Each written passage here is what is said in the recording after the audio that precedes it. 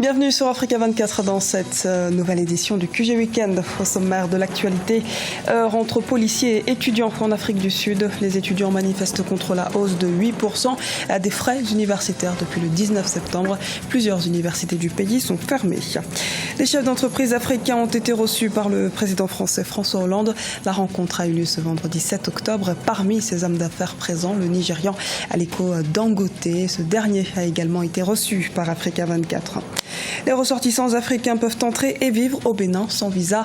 La décision a été prise ce mercredi 5 octobre 2016. La procédure va nécessiter le concours du Parlement béninois.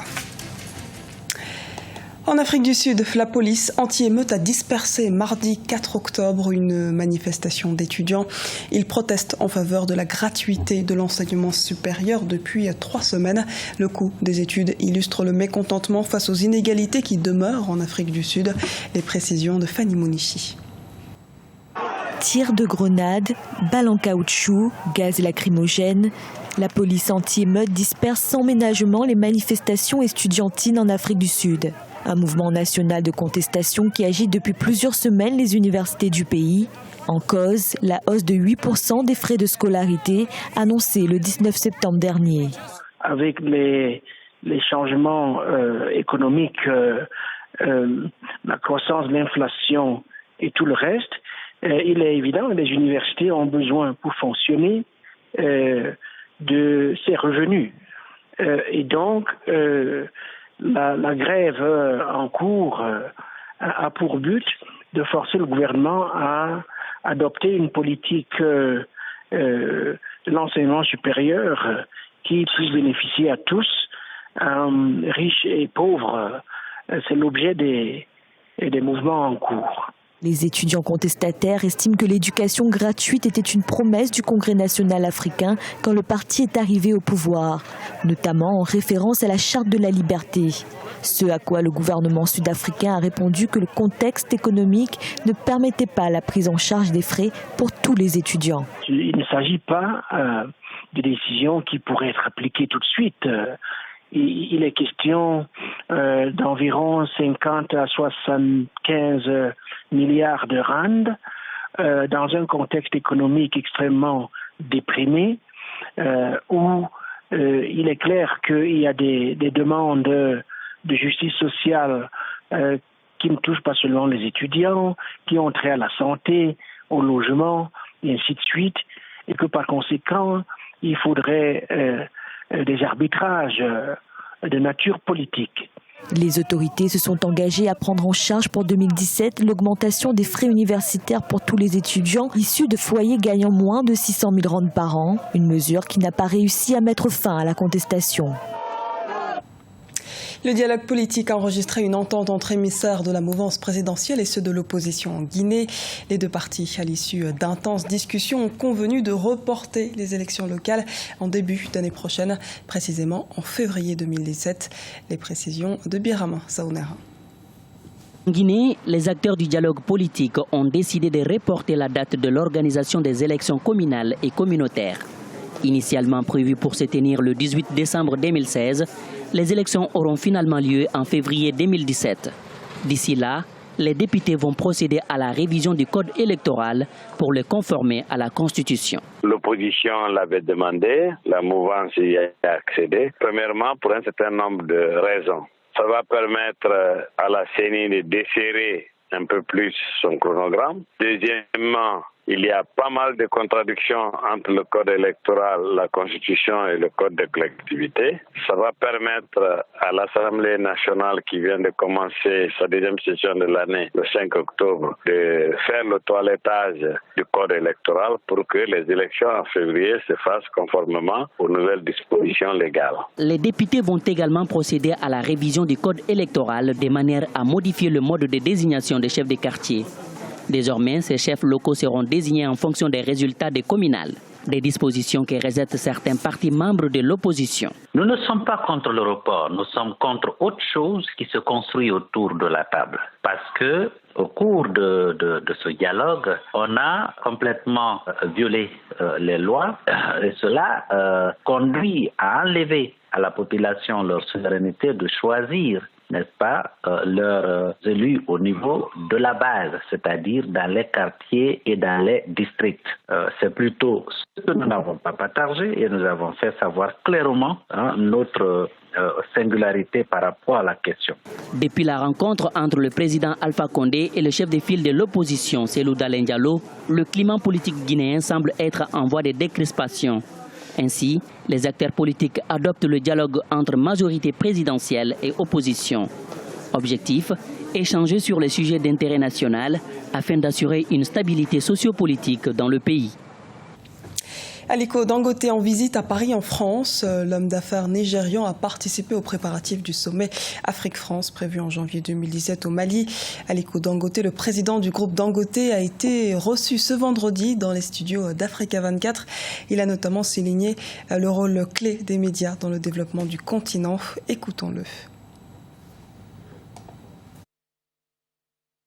This is very good because it is actually going to help in terms of projecting the image of Africa properly. Je pense que c'est une très bonne chose. Cela va réellement aider à projeter l'image de l'Afrique correctement. En tant que chaîne africaine, elle a la capacité de présenter aux téléspectateurs ce que l'Afrique est réellement. Elle sait ce qu'il faut dire aux téléspectateurs à son sujet. Nous, en tant qu'Africains, nous savons maintenant où aller pour obtenir des vraies informations. Parce que vous ne voulez pas avoir une information déformée concernant le continent. Si vous regardez d'autres chaînes, sans citer de nom, elles vont par exemple montrer le côté négatif d'une partie de Côte d'Ivoire, Abidjan, sans prendre la peine de vous montrer ce qu'il y a de positif.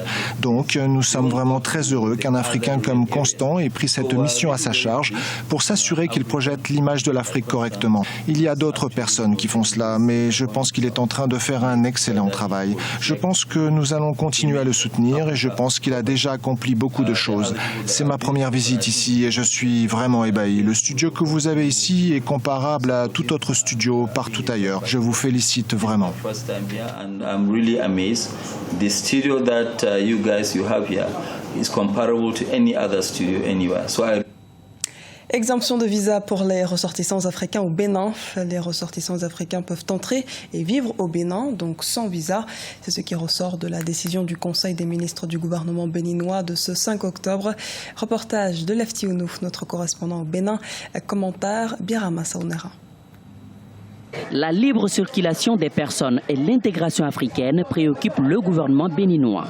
Au terme du Conseil des ministres tenu ce mercredi 5 octobre 2016, le gouvernement a décrété la mise en application de l'exemption des visas d'entrée et de séjour au Bénin au profit des ressortissants non immigrants africains.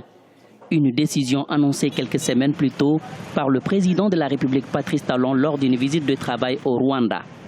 Le gouvernement a aussi décidé de mettre en œuvre la délivrance du visa en ligne pour les ressortissants des autres pays. Il s'agit donc de fixer ou non des frais pour les ressortissants non immigrants des pays africains. Le visa est sans frais. La nature du passeport a été définie, la durée du séjour également. Et il y aura délivrance de visas en ligne au profit des étrangers non africains. Cette décision gouvernementale est le prolongement des efforts déjà consentis par l'État béninois pour faciliter l'entrée des étrangers sur son territoire. Pour de nombreux ressortissants africains vivant au Bénin, cette décision est salutaire. Avant cette décision, l'ONG œuvrait déjà pour qu'il y ait une facilité pour les gens qui viennent, pour les Centrafricains venant au pays juste pour un court séjour. Donc pour cela, on avait fait quelques démarches et on nous avait accepté 80 jours sans visa. Si tu veux rester ici, si tu veux faire plus de 80 jours, c'est à ce moment que tu peux payer le séjour, dans ta carte de séjour. Mais si tu viens seulement pour un délai de 90 jours, il n'y a pas de visa. Rappelons que cette décision du Conseil des ministres implique la révision de la loi portant régime des étrangers en République du Bénin, une procédure qui va nécessiter le concours du Parlement béninois. Focus sur le 7e art malien. En Afrique francophone, il est difficile d'occulter la place qu'a occupé le cinéma malien jadis. Souleymane Cissé ou encore Cheikh Omar Sissoko ont fait les beaux jours de ce cinéma. Aujourd'hui, l'heure est à la relance avec la préparation de la relève, comme nous l'explique Mokhtar Bari, notre correspondant au Mali. En Afrique, le Mali est une référence dans le domaine du cinéma. En effet, De Souleymane Cissé à Cheikh Oumar Sissoko, le cinéma malien a honoré le continent par plusieurs récompenses, dont la plus prestigieuse est le prix spécial du jury du Festival de Cannes en 1987. Avec 3 étalons d'or de Nyenenga, dont 2 pour Souleymane Cissé, fait inédit, le cinéma malien peine à se relever du désastre des programmes d'ajustement structurel ayant entraîné la fermeture des salles obscures et la baisse de la production cinématographique. Si on veut parler du cinéma malien aujourd'hui, on peut dire que ça va très mal. Le cinéma va très mal. Et le cinéma existe parce que les hommes et les femmes qui portent ce secteur s'accrochent. Sinon, ça va mal. Vous savez qu'au Mali, principalement au Centre national de la cinématographie, on fait un film chaque 2 ans. Pour qui connaît vraiment la place du Mali sur l'échiquier continental en matière de production cinématographique, c'est vraiment, ça fait pleurer.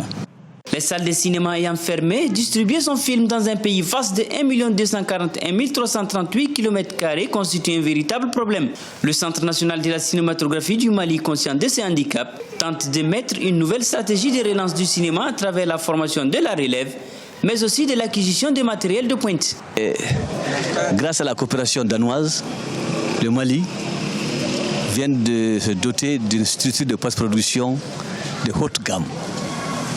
Et nous avons aussi des professionnels compétents pour travailler sur les machines.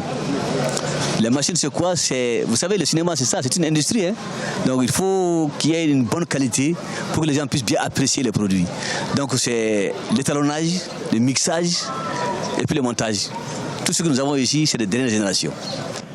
Avec en moyenne un long métrage par an, les films maliens ont toujours été sélectionnés au FESPACO et parfois primés. Cette année, le gouvernement a porté la manne financière à 200 millions avec la construction de 2 nouvelles salles de cinéma à Bamako en 2017. Ce journal a été réalisé par l'ensemble de la rédaction. Nous vous remercions pour votre fidélité. Retrouvez dans un instant une nouvelle édition de l'actualité sur Africa 24.